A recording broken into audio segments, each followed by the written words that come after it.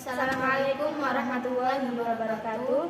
Di sini kami akan mempresentasikan atau menjelaskan tentang kebudayaan dan peradaban Islam pada masa Khulafaur Rasyidin, Umayyah, dan Abbasiyah II.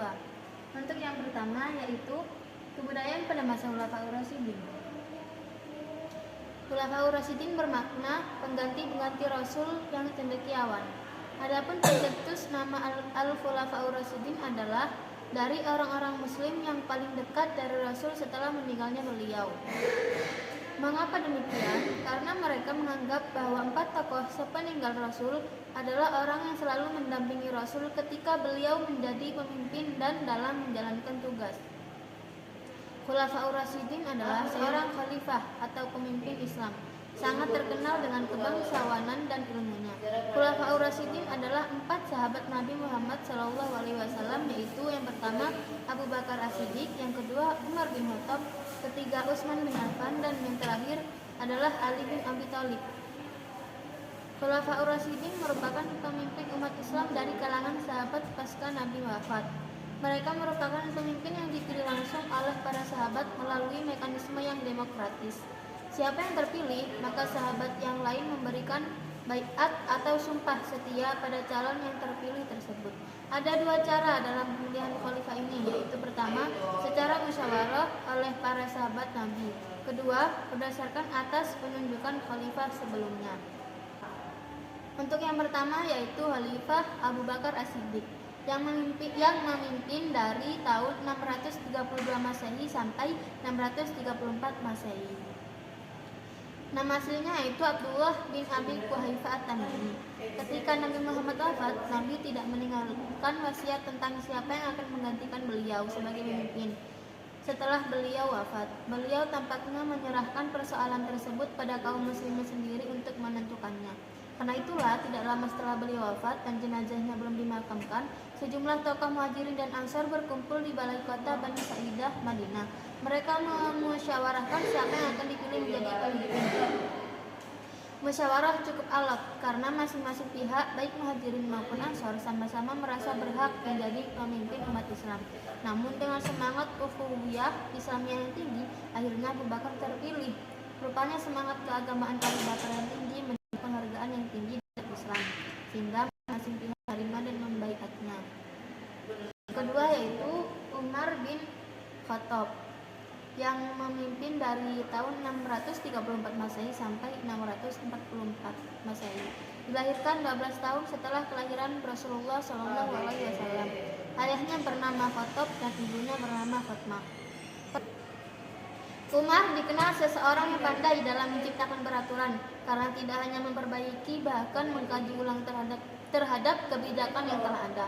Khalifah Umar juga telah menerapkan prinsip demokratis dalam kekuasaannya itu dengan menjamin hak yang sama bagi setiap warga negara. Khalifah Umar terkenal seorang sederhana, bahkan ia membiarkan tanah dari negara jajahan untuk dikelola oleh pemiliknya, bahkan melarang kaum muslimin memilikinya. Sedangkan para prajurit menerima tunjangan dari Baitul Mal, yaitu dihasilkan dari bumi. Yang ketiga yaitu Khalifah Utsman bin Affan dari tahun 644 sampai 656 Masehi. Sejarah mencatat jika seluruh masa kekuasaannya menjadi saat yang baik dan sukses bagi beliau. Para pencatat sejarah bagi pemerintahan Utsman bin Affan menjadi 2 periode, yaitu 6 tahun pertama merupakan masa pemerintahan yang baik dan 6 tahun terakhir adalah merupakan pemerintahan yang buruk. Kemudian Utsman membukukan Al-Quran. Manfaat dari membukukan Al-Quran Utsman yaitu pertama, menyatukan kaum muslimin pada satu materi yang seragam, ejaan tulisnya. Kedua, menyatukan bahkan kendati pun masih ada berbedanya, namun harus tidak berlawanan dengan ejaan Utsmani. Terakhir, menyatukan tertib dengan surat urut yang kelihatan yang terakhir yaitu Khalifah Ali bin Abi Thalib dari tahun 656 Masehi sampai 671. Ali memerintah hanya tahun. Selama masa pemerintahannya, ia menghadapi berbagai pergolakan. Tidak ada sedikit pun dalam pemerintahan yang dikatakan stabil. Persoalan pertama yang dihadapi Ali adalah pemberontakan yang dilakukan oleh Tolha, Zubair, dan Aisyah. Alasan mereka adalah mau menghukum para pembunuh Utsman dan mereka menuntut terhadap darah Utsman yang telah ditumpahkan secara zalim. Bersamaan dengan itu, kebijakan-kebijakan Ali juga mengakibatkan timbulnya perlawanan dari gubernur di Damaskus, Muawiyah, yang didukung oleh sejumlah bekas pejabat tinggi yang merasa kehilangan kedudukan. Dan kejayaan 17 peristiwa yang terkenal dalam masa Ali adalah terjadinya perang antara kubu Ali dan kubu Muawiyah. Perang tersebut terjadi di daerah bernama Siffin, sehingga perang ini disebut sebagai perang Siffin. Kontribusi dari Khulafaur Rasyidin dalam peradaban Islam.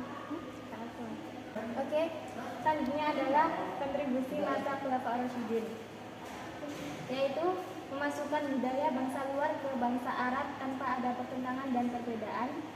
Kedua, meluasnya kekuasaan Islam pada masa ini dan adanya usaha pembukuan Al-Quran, yaitu masa Utsman. Islam pada masa Khulafaur Rasyidin mengalami kemajuan yang sangat pesat. Dari segi antropologi, para Khulafaur Rasyidin juga bisa memasukkan budaya bangsa luar ke bangsa Arab dengan prinsip tidak ada pertentangan dan perbedaan antar mereka. Dilihat dari segi sosiologis, bahwa pemimpin-pemimpin pada masa Khulafaur Rasyidin adalah bukan pemimpin yang otoritas, melainkan masyarakat yang menghimbau, bukan kekuasaan untuk memerintah. Masa Khulafaur Rasyidin adalah masa yang sangat pantas ditiru dalam pribadinya, karena mereka adalah seorang pemimpin yang adil, bijaksana, sederhana, dan sebagainya. Mereka juga seorang pemimpin pemerintahan yang ideal dan sejati.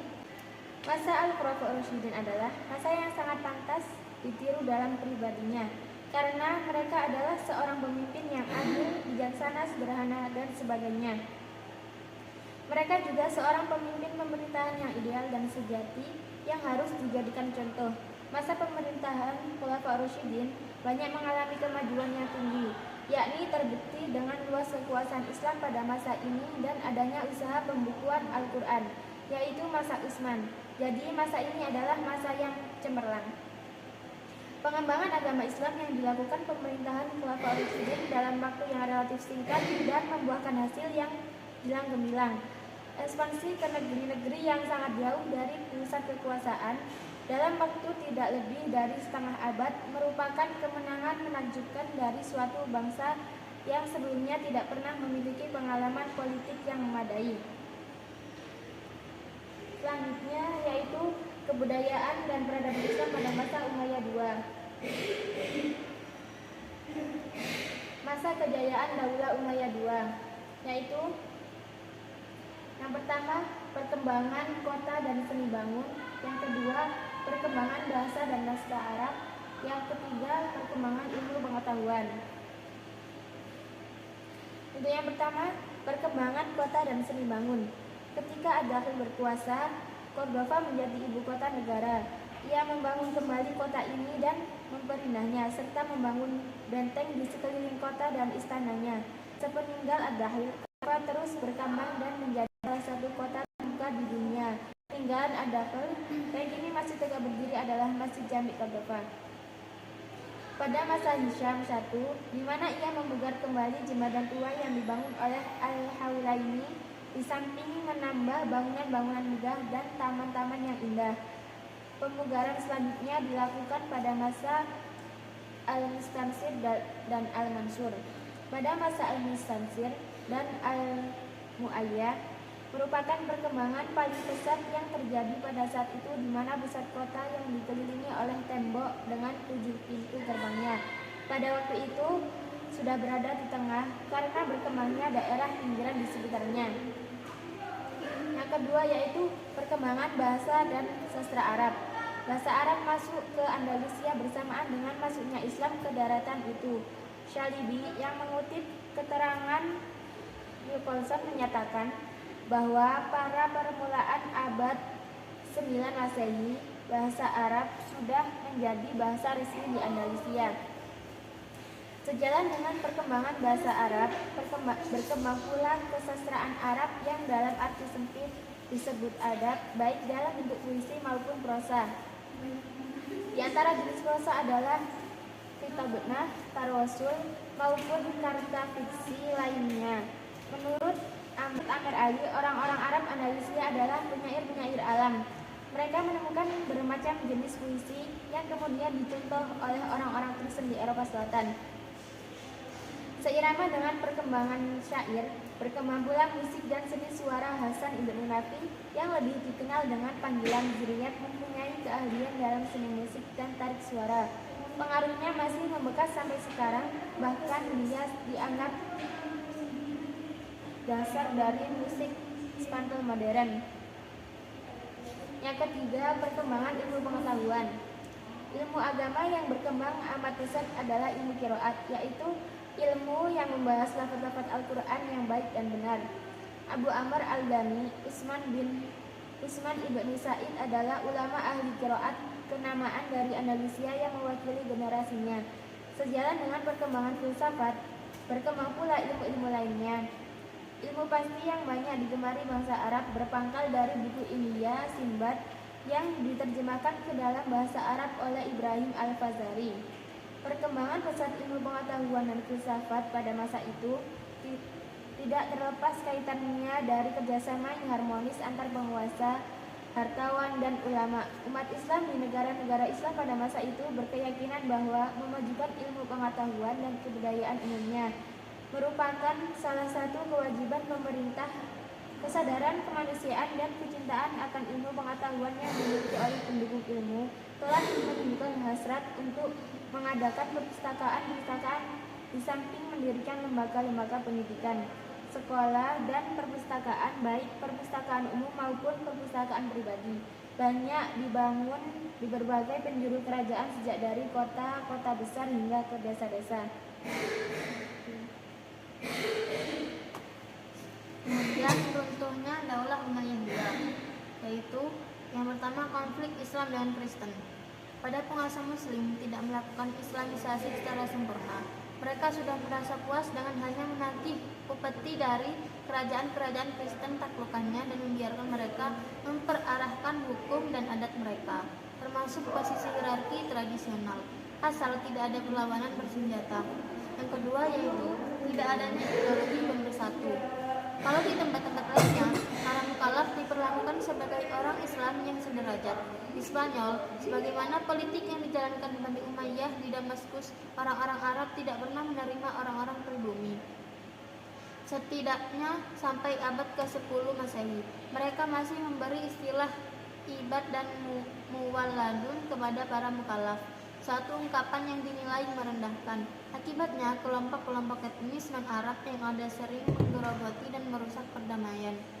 Hal itu mendatangkan dampak besar terhadap sejarah sosioekonomi negeri tersebut. Yang ketiga yaitu kesulitan ekonomi.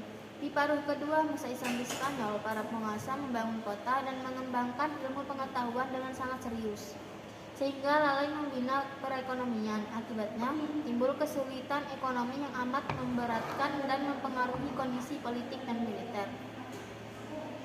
Yang keempat, tidak jelasnya sistem peralihan. Yang ketiga, tidak jelasnya sistem peralihan kekuasaan. Hal ini menyebabkan perebutan kekuasaan di antara ahli waris. Bahkan karena inilah kekuasaan Bani Umayyah runtuh dan Muluk At-Tawaif muncul. Granada yang merupakan pusat kekuasaan Islam terakhir di Spanyol jatuh ke tangan Ferdinand dan Isabella. Di antaranya juga disebabkan permasalahan ini.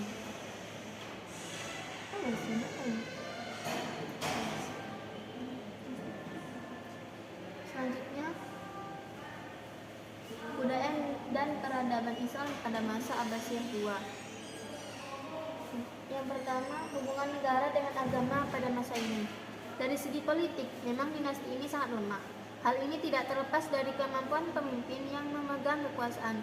Melihat hegemoni yang mencampuri pemerintahan dinasti Abbasiyah II dari masa ke masa, kita dapat menemukan satu titik putih tentang hubungan agama dan negara di dalamnya. Setelah Turki takluk, dinasti Buwai yang berkuasa selanjutnya memperhatikan politik fanatisme kemazhaban rakyat Abbasiyah dengan menganulir penggantian penghalifahan. Ketika itu Ahmad bin Buwai mengubah keinginannya untuk menunjuk khalifah dari golongan Syiah. Hal ini menunjukkan bahwa dinasti Buwai saat itu memiliki kekhawatiran bahwa rakyat akan memberontak. Yang II. Kemajuan yang dicapai dalam Abbasiyah II. Pada masa politik Turki dalam kekuasaan Abbasiyah, kemajuan dan perkembangan terpangkas oleh konflik internal, fanatisme kebangsaan dan kemampuan menyiratkan politik yang tidak sehat, sehingga kemajuan dan pencapaian pada masa ini tidak banyak terlihat selain pada penguatan militer yang profesional. Dalam bidang keilmuan, masa ini lahir beberapa ulama yang cukup berpengaruh meskipun dalam situasi politik yang seperti itu. Geliat ulama dalam menyebarkan keilmuan tetap hidup dan berkembang. Imam Ahmad ibnu Hanbal adalah salah satu imam mazhab yang mengalami kehidupan pada masa awal Abbasiyah II. Ahmad ibnu Hanbal yang sebelumnya telah mengalami persekusi hingga dipenjara pada masa Al-Ma'mun, akhirnya dibebaskan oleh Al-Mutawakkil setelah menumpas Mu'tazilah di Baghdad. Selain itu, banyak juga imam mazhab yang lahir pada masa Abbasiyah II. Namun, pemikiran dan mazhab itu tidak banyak diikuti. Selanjutnya yang ketiga, berakhirnya dinasti Abbasiyah II. Terdapat faktor-faktor yang mempengaruhi berakhirnya dinasti Abbasiyah II. Faktor internal kemunduran dinasti Abbasiyah II. Ada beberapa faktor penting sebagai sebab munculnya faktor disintegrasi internal yang menyebabkan kemunduran dinasti Abbasiyah, antara lain sulitnya komunikasi pemerintahan pusat dengan daerah. Hal tersebut karena wilayah kekuasaan yang sangat luas. Selain itu juga kurangnya rasa saling percaya antara kalangan penguasa dan pelaksana pemerintahan. Yang kedua, ketergantungan khalifah kepada angkatan bersenjata. Yang kedua, ketergantungan khalifah kepada angkatan bersenjata profesional yang sangat tinggi. Yang terakhir, keuangan negara sangat sulit karena biaya yang dikeluarkan untuk tentara bayaran sangat besar. Pada saat kekuatan khalifah tidak sanggup memaksa pasukan ke Baghdad. Faktor eksternal kemunduran dinasti Abbasiyah II. Yang pertama, Perang Salib. Tahun 1095 Masehi adalah permulaan terjadinya Perang Salib saat Paus Urbanus II berseru kepada umat Kristen di Eropa untuk melakukan perang suci untuk merebut Baitul Maqdis yang dikuasai oleh dinasti Saljuk. Selain itu, untuk perang itu dilakukan untuk menghambat pengaruh dan invasi kekuatan Muslim atas wilayah Kristen. Perang Salib itu berimplikasi membakar semangat perlawanan orang-orang Kristen yang berada di wilayah kekuasaan Islam. Namun, di antara komunitas-komunitas Kristen Timur, hanya Armenia dan Maronit Lebanon yang tertarik untuk terlibat dalam Perang Salib. Sebelumnya, ALP Arselan pada tahun 1071 Masehi berhasil mengalahkan Romawi yang terdiri dari tentara Romawi, Hus, Al-Akraj, Al-Hajar, Prancis, dan Armenia. Peristiwa ini dikenal dengan peristiwa Manzikert. Walaupun umat Islam berhasil mempertahankan daerah-daerahnya dari Perang Salib, kemudian yang mereka derita banyak sekali karena peperangan itu terjadi di wilayahnya. Kerugian-kerugian ini mengakibatkan kekuatan politik umat Islam menjadi lemah. Dalam kondisi demikian, mereka bukan menjadi bersatu, tetapi malah terpecah belah. Banyak daulah kecil yang memerdekakan diri dari pemerintahan pusat Abbasiyah di Baghdad. Yang kedua, serangan bangsa Mongol. Sebagai akibat dari Perang Salib juga terlihat dalam penyerbuan yang dilakukan oleh tentara Mongol. Hulagu Khan, panglima tentara Mongol, sangat membenci Islam, dipengaruhi oleh orang-orang Buddha dan Kristen Nestorian. Mereka berasosiasi dengan Kristen itu dan mendapatkan semangat penyerangan. Bahkan setelah menghancur-leburkan pusat-pusat Islam, Mongol ikut memperbaiki Yerusalem karena kedekatan mereka dengan Kristen. Pada tahun 565 Hijriah, tentara Mongol tiba di salah satu pintu Baghdad. Khalifah Al-Mustaqim, penguasa terakhir dinasti Abbasiyah, betul tidak berdaya mengalahkan para Hulagu Khan.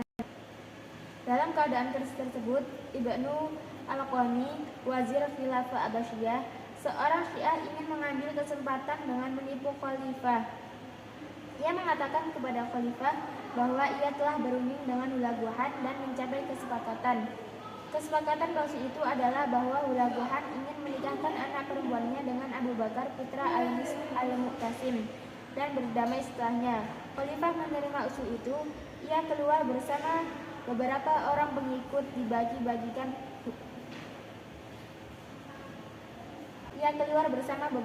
pengikut dengan membawa hadiah-hadiah untuk diserahkan kepada Hulaguhan. Hadiah-hadiah itu dibagi-bagikan Hulagu kepada para panglimanya. Keberangkatan khalifah disusul oleh para pembesar istana, akan tetapi apa yang dikatakan wazirnya ternyata tidak benar. Mereka semua, termasuk sang wazir sendiri, dibunuh bergiliran dengan leher dipancung. Berakhirlah kekuasaan Abbasiyah di Baghdad dengan pembunuhan yang kejam tersebut. Kota Baghdad dihancurkan sebagaimana kota-kota lain yang dilalui tentara Mongol. Walaupun sudah dihancurkan, Hulaguhan memantapkan kekuasaannya di Baghdad selama 2 tahun sebelum melanjutkan gerakan ke Syria dan Mesir. Sekian presentasi dari kami. Apabila ada kesalahan yang sebesar-besarnya, wassalamualaikum warahmatullahi wabarakatuh.